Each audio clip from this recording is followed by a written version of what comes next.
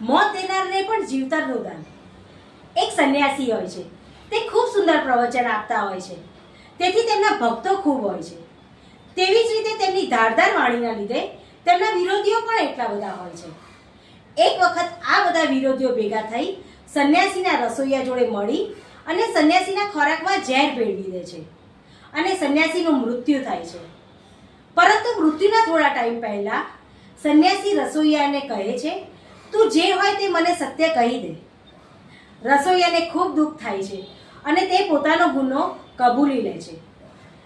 વાત સાંભળતાની સાથે જ સંન્યાસી રસોઈયાને રૂપિયા આપે છે અને કહે છે, તું ફટાફટ અહીંયાથી નીકળી જા. જો મારા ભક્તો અહીંયા આવશે તો તારા રહી જેવા ટુકડા કરી કાઢશે.